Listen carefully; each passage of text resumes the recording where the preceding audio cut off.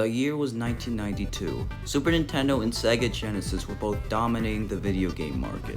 Nintendo and Sega were bullying each other with their commercials, which was the style at the time. And Mario and Sonic became two big mascots of the 90s. But there was one problem that was going on with Sega. They were afraid of the Super Nintendo because it had better hardware than the Sega Genesis. Now, let's talk about the hardware.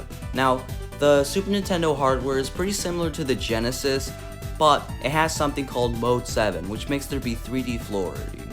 This is pretty good for racing games like F-Zero or Mario Kart.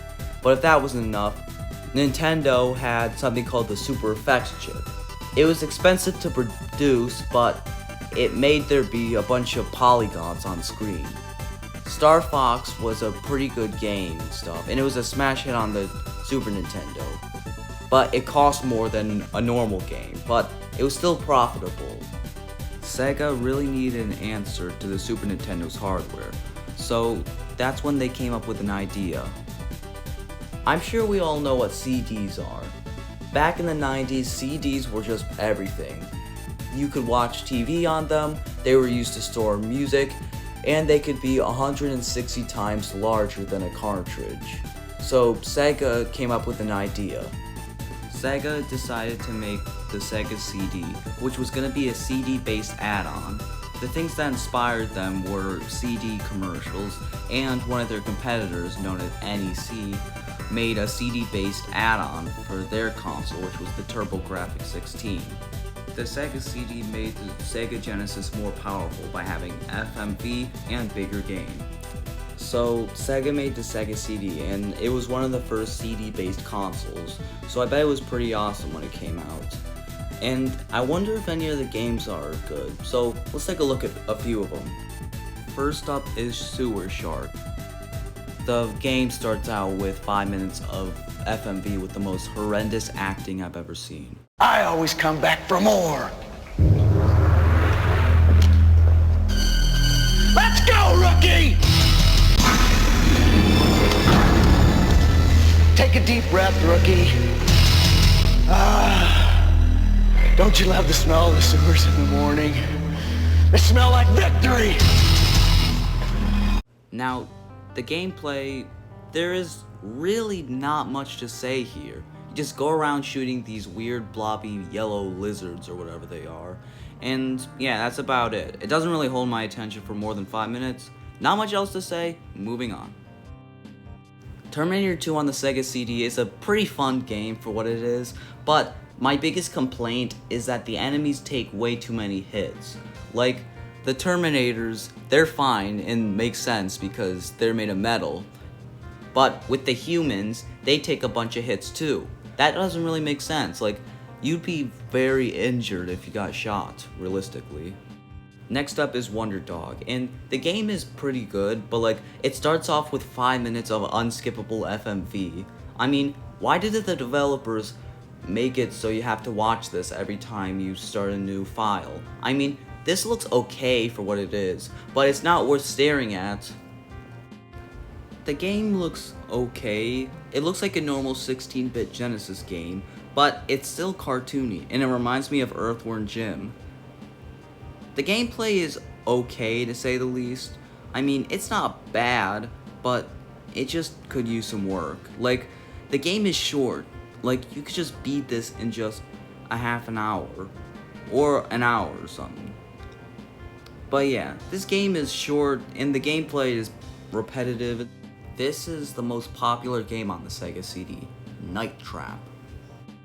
In this game, you go around trying to trap these guys who are wearing black. They're the bad guys, and some of the traps are just horrible and stuff.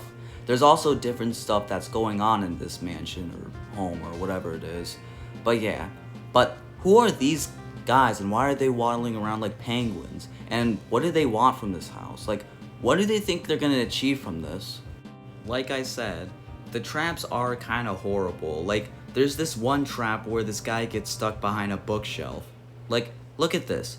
He had like 3 seconds to dodge this. Uh-oh, this woman's in trouble. Whenever I see stuff like this, I just feel like I'm watching a stupid horror movie, like Friday the 13th or Freddy Krueger or whatever. Megan, this isn't gonna work. Wait, what are you doing?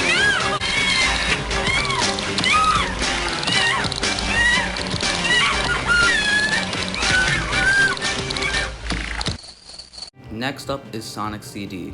This is highly regarded as one of the best Sonic games, but it's also the most confusing ones too. The music in this game just screams 90s. Take a listen.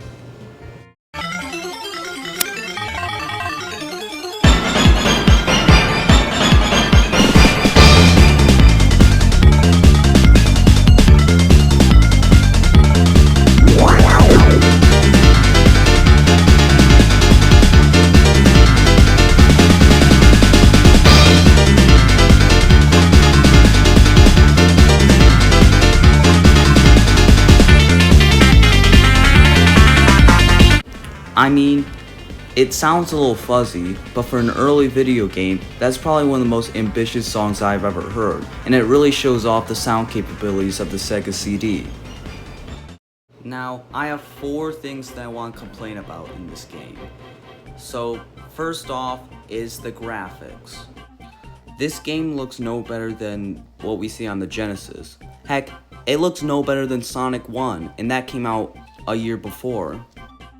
Am I the only one who thinks that's bad? And also, they even reused the Sonic 1 sprite. Just take a look at this.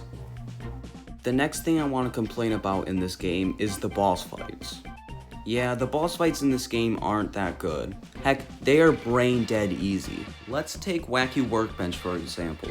You're not gonna believe what you do in this boss fight. You just hold right, let go, jump forward, rinse and repeat. That's literally all you do. Robotnik doesn't change patterns or does any different attacks, it just stays that way. World 1's boss fight can be done in 2 seconds. The boss fights are horrible because they lack variety and they pale in comparison with Sonic 2's boss fights. Now, let's move on. Another thing I want to complain about is the sound effects. Now, take a listen to Sonic's jump sound.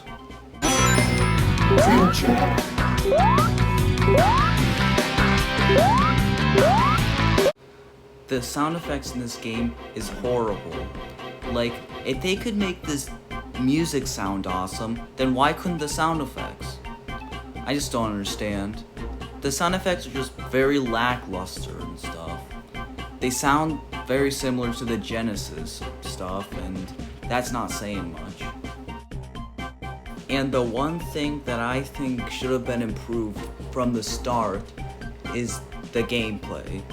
This game has a maze-like structure to it, which makes the game slow-paced. Like, why? This is a Sonic game, and it makes it hard to know where you're going and stuff. Like, with Sonic 2, I easily memorized the level layout, so I know what's coming. But at this game, the levels are massive and stuff, and you're just never gonna know what's coming. And also, this game is pretty hard. Like, the bosses are easy, but like, this game is hard. Now, FYI, just because a game is hard doesn't mean it's bad, but this game can get unfair sometimes. Like, even when you do go fast, there's always something in the way that's gonna kill you or squish you. Now, listen, Sonic CD is just okay. It's not a bad game, but there's just not that much stuff that's going for it. Now let's finally move on.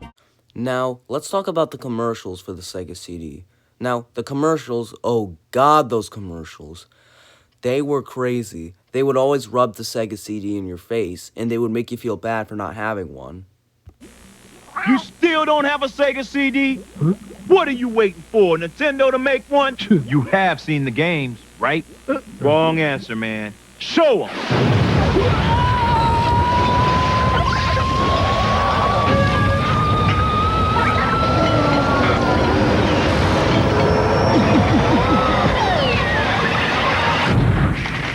Want to see more?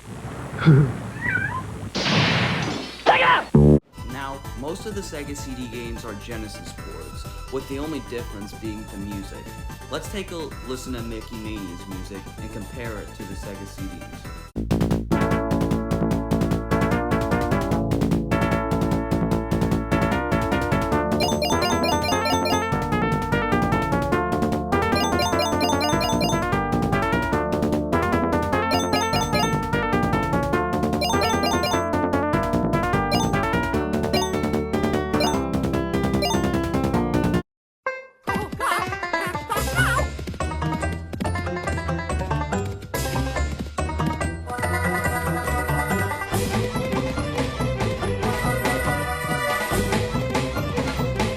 The Sega CD version does sound good, but I prefer the Genesis version because, in my opinion, it sounds groovier and that makes it sound better.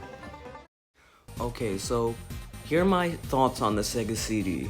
Now, it was a great game system for the time, and it was one of the first CD-based consoles to ever come out in America, so I bet Americans were pretty mesmerized by this. However, it didn't sell all that well. Sega managed to sell 2.2 million units, and that's about it. The reason why it didn't sell that much is because it was too expensive. Like, a Sega CD is an add-on for the Genesis, which means you need the Genesis in order to play on it. And also, a Sega Genesis cost around $150, and a Sega CD cost $300. That means if you wanted to play on the Sega CD back in 1992, you would be paying $450. Now, the Sega CD was supposed to have better graphics and stuff, but the graphics on the Sega CD look no better than what we see on the Genesis. Like, isn't the technology supposed to be better? Now, that's basically all I have to say. There is one more thing. I just wish that I had more games on it. Like, a total of 205 games were made for the Sega CD. That might sound like a lot, but an average console has way more. So now you know a little bit more about the Sega CD. Now, I hope you enjoyed the video. Don't forget to like and subscribe, hit the notification bell, and I'm gonna be uploading more videos soon, alright? Now, have a good rest of your day.